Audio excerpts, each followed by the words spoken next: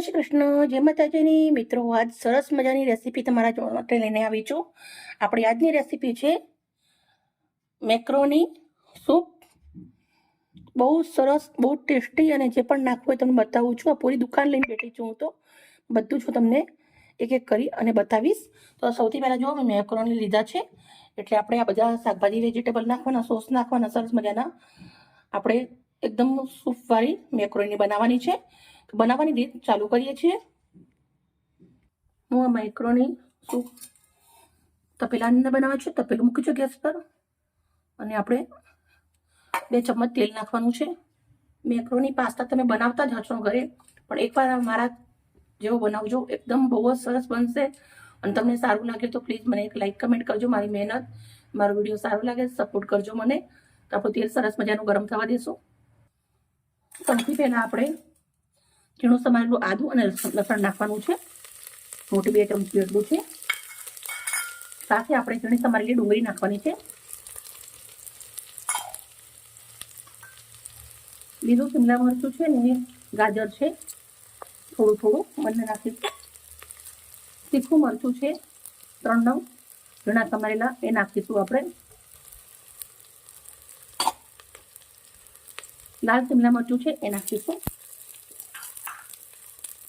પત્તા ગોબી નાખીશું.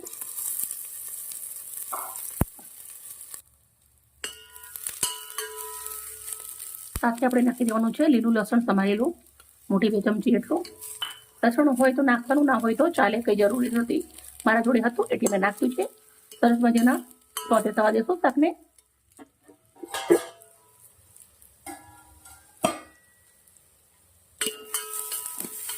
મસ્ત આપણા શાકભાજી સોતે થઈ ગયા છે.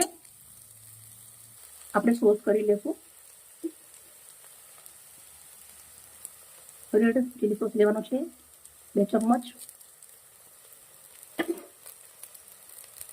સોયા સોસ બ્લેક 1 ચમચ. અડધી ચમચ વિનેગર. ઓરેગાનો, મીઠું થોડું, થોડાક એવું આપણે આદુનો મોટો નાખ્યો છે.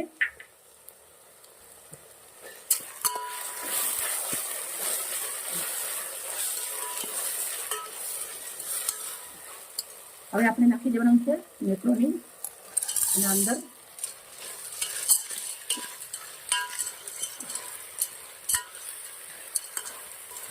બે મિનિટ સુધી સોતે કરું છું મેક્રોની. મેં સરસ સોતે કરી દીધી છે. હવે હું પાણી નાખું છું.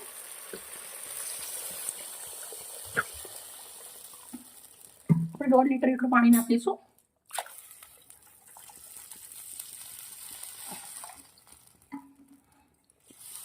થોડી વાર આપણે આને ઉકાળીશું.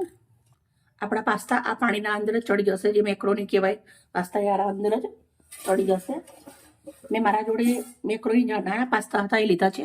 તમારા જોડે કંઈ પણ તમે લઈ શકો છો અને આવી રીતે બનાવી શકો છો. સરસ મજાનું પહેલાં આને ઉકળવા દેશું. 1 ચમચ એટલું મેં કોર્નફ્લોર લીધો છે, એના અંદર થોડું પાણી નાખું છું અને સરસ મજાનું ઓગાળી લેશું આપણે. આ આપણે સૂપના અંદર નાખવાનું છે, ત્યાંથી કરીને સૂપ થોડું આપણે સરસ મજાનું થાય જાડો.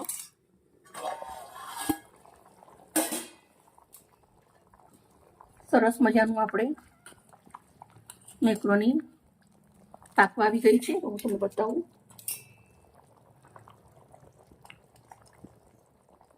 બહુ જ મસ્ત મજાની ચડી ગઈ છે, પણ આપણે એને હજી થોડું 5 મિનિટ જેવું ઉકાળવાનું છે. હવે આપણે આ કોર્નફ્લોર વગેરે તો એ રેડી દઈશું, જ્યાંથી કરીને આપણો સૂપ થોડો એવો જાડો થાય. અને થોડી વાર હજી આપણે આને ઉકાળીશું.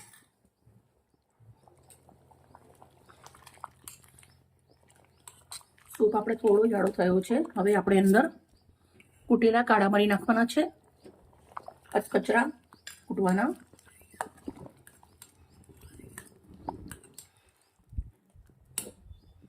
થોડોક એવો ચાઇનીઝનો ફૂડ કલર નાખું છું હું, 1 ચૂટકી એટલું જ નાખવાનું છે.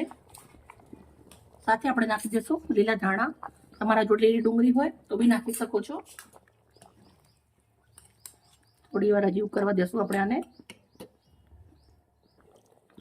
મિત્રો તમે જોઈ શકો છો બહુ જ મસ્ત મજાનું એકદમ રેડી થઈ ગયું છે. હવે આપણે ગેસને બંધ કરી દઈશું. મેં કેટલા મિનિટ આને પકાવ્યું એ તમને માઇક્રોવેવ નાખ્યા પછી કેટલા મિનિટ સુધી મેં પકાવ્યું, ટોટલ સૂપ કેટલા મિનિટ મેં ઉકાળ્યો હું તમને આગળ બતાવું છું. મેં એક બાઉલ લીધું છે. બાઉલના અંદર આપણે નિકાળીશું.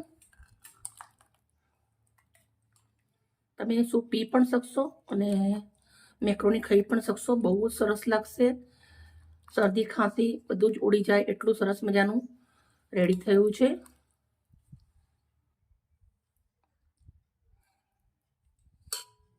મિત્રો મારા જોડે ડુંગળી વધારે હતી નહીં. આ એક જ ડુંગળી હું લઈ આવી છું મારા ગાર્ડનના કુંડામાંથી.